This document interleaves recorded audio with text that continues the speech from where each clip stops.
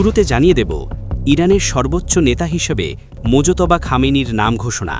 Israel ও আমেরিকাকে ছাড়খাড় করে দেবে ইরান। আইআরজিসি বাহিনী কেন টিকে থাকবে, তার কি সক্ষমতা আছে? ইরানের সাথে ইসরায়েল এবং আমেরিকার যে দ্বন্দ্ব সংঘাত, এই দ্বন্দ্ব সংঘাতের সমাধান একমাত্র সামরিক উপায় হবে, কূটনৈতিক বা রাজনৈতিক উপায় এই সমস্যার সমাধান হবে না। অর্থাৎ চূড়ান্তভাবে ইরান ভার্সাস ইসরায়েল প্লাস আমেরিকার একটা সংঘাত অনিবার্য। সেই একদম ছিঁড়ে তছনছ হয়ে গেছে। কাপড় যেরকম যদি খাবলা খাবলাতে ছিঁড়ে যায় না, ইসরায়েলের মানচিত্র এরকম খাবলা খাবলা ছিঁড়ে গেছে। সত্যি কি তাই? সব তো আমেরিকা ইসরায়েল জানে, তো সব যদি জানে তাহলে এত ধ্বংস করে গেল কি হচ্ছে। ওকে একটা জিনিস খেয়াল করতে হবে যে ইসরায়েল 1973 সালে বা 67 সালে যুদ্ধে পুরো আরব বিশ্বকে 2-1 দিনের ভিতরে একদম কাজ করে দিত। সেখানে আরব বিশ্ব তো বাদ, একা ইরান, ইসরায়েল এবং আমেরিকা, যেটা বাংলা পৃথিবীতে এখনো 1 নম্বর পরাশক্তি বলে বলি, তাদের দুইজনের সাথে সমানে যুদ্ধ করে দিচ্ছে। আপনারা খেয়াল করেছেন? এবং শুধু তাই না, এই যুদ্ধটা এই দুই দেশের বিরুদ্ধে করছে তা না, এই যুদ্ধটা অলরেডি কম বেশি 14টা দেশে ছড়িয়ে পড়েছে। আল্লাহু আকবার। জানিয়ে দেব আরও ভয়ঙ্কর সংবাদ। ইরানের জ্বালানি ডিপোতে হামলা চালিয়েছে ইসরায়েল। পাল্টা হামলা চালালো ইরান। বিপুল পরিমাণ ক্ষয়ক্ষতি ইসরায়েলে। থাকছে বিস্তারিত প্রতিবেদনে। আল্লাহু আকবার।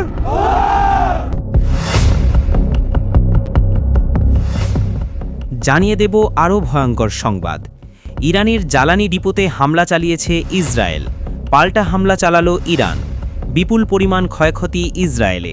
থাকছে বিস্তারিত প্রতিবেদনে। ইরানের রাজধানী তেহরান এবং এর আশেপাশের এলাকায় অবস্থিত স্থানীয় জ্বালানি ডিপো লক্ষ্য করে বড় ধরনের হামলা চালিয়েছে ইসরায়েল। তবে যুক্তরাষ্ট্র স্পষ্ট করে জানিয়েছে, ইরানের মূল জ্বালানি শিল্প বা তেল ও গ্যাস রপ্তানি অবকাঠামোতে আঘাত করার কোনো পরিকল্পনা তাদের নেই। তেহরানের তেল সংরক্ষণাগারগুলোতে হামলার ফলে বিশাল অগ্নিকাণ্ডের সৃষ্টি হয়। হামলার বিষয়ে রোববার সিএনএনকে দেওয়া এক সাক্ষাৎকারে মার্কিন জ্বালানি সচিব ক্রিস রাইট বলেন, এগুলো ছিল স্থানীয় জ্বালানি ডিপোর ওপর চালানো ইসরায়েলি হামলা, যা মূলত দৈনন্দিন ব্যবহারের জ্বালানি সরবরাহের সঙ্গে সংশ্লিষ্ট।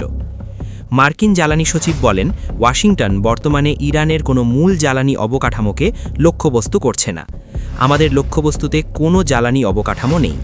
ইরানের তেল বা প্রাকৃতিক গ্যাস শিল্পে হামলা চালানোর কোনো পরিকল্পনা ওয়াশিংটনের নেই।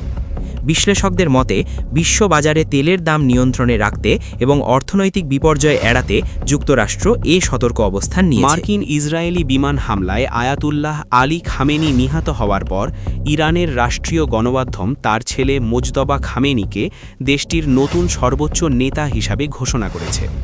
1979 সালে ইসলামী প্রজাতন্ত্র প্রতিষ্ঠার পর এ নিয়ে দ্বিতীয়বার নতুন কোনো নেতা নির্বাচন করল এই পরিষদ। এর আগে 3 দশকেরও বেশি সময় আগে আয়াতুল্লাহ রুহুল্লাহ খোমেনির মৃত্যুর পর আলী খামেনিকে দ্রুততার সঙ্গে নির্বাচিত করা হয়েছিল। ইরানের হামলায় 2000 ইসরায়েলি হাসপাতালে ভর্তি। ইরানের হামলায় 2000 ইসরায়েলি হাসপাতালে ভর্তি। 56 বছর বয়সী মোজতবা খামেনি প্রয়াত আলী খামেনির দ্বিতীয় পুত্র। যদিও তার কোনো আনুষ্ঠানিক সরকারি পদ ছিল না, তবুও পর্দার আড়ালে তার ব্যাপক প্রভাব রয়েছে বলে জানা যায়। বিশেষ করে দেশটির শক্তিশালী সামরিক বাহিনী ইসলামী বিপ্লবী গার্ড বাহিনী আইআরজিসি এবং আধা সামরিক বাহিনী বাসিজ এর সঙ্গে তার অত্যন্ত ঘনিষ্ঠ সম্পর্ক রয়েছে। উল্লেখ্য, মোজতবা কোনো উচ্চপদস্থ ধর্মীয় নেতা নন। 2019 সালে মার্কিন যুক্তরাষ্ট্র তার উপর নিষেধাজ্ঞা আরোপ করেছিল।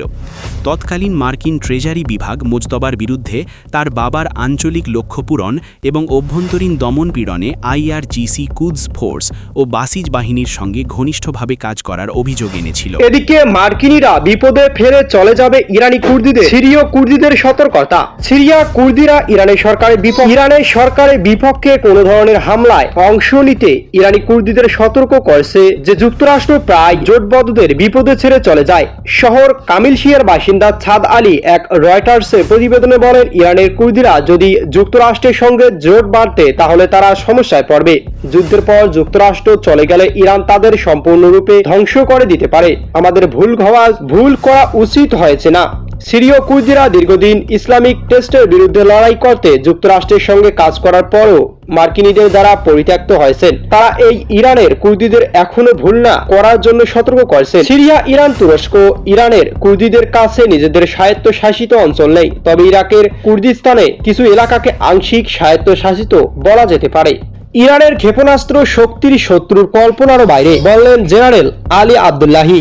মধ্যপ্রাচ্যে চলমান উত্তেজনা এই পরিস্থিতিতে ইরানের সামরিক নেতৃত্ব আবারও তাদের শক্তি ও প্রতিরোধ ক্ষমতা নিয়ে কঠোর বার্তা দিয়েছে। Khatam al Anbiya central headquarters commander major general Ali Abdullahi জানিয়েছেন, ইরানের সামরিক শক্তির সম্পর্কে যুক্তরাষ্ট্র দীর্ঘদিন ধরে ভুল ধারণা করে আসছে। এই ভুল ধারণার দিন শেষ হয়ে এসেছে বলে হুঁশিয়ারি দেন তিনি।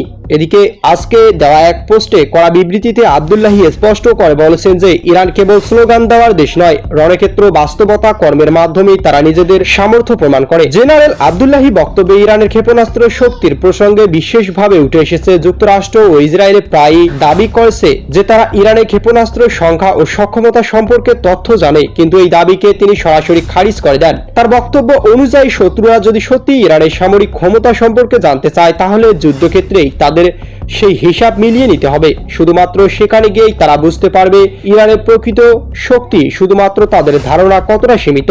তিনি আরো বলেন, সাম্প্রতিক বছরগুলোতে ইরানের প্রতিরক্ষা শিল্পের ব্যবস্থা ব্যাপক উন্নয়ন হয়েছে। দেশের অস্ত্রশস্ত্র এখন আগের তুলনায় অনেক বেশি উন্নত। নির্ভুল এবং ধ্বংসাত্মক ক্ষমতা সম্পন্ন অতীতে যুদ্ধ এবং সামরিক সংঘাত থেকে অর্জিত অভিজ্ঞতাকে কাজে লাগিয়ে ইরান তাদের সমর কৌশলকে নতুন মাত্রা নিয়ে গেছে। ফলে বর্তমান পরিস্থিতিতে শত্রুরা যুদ্ধক্ষেত্র ইরানের সেই বাস্তব সক্ষমতার মুখোমুখি হচ্ছে।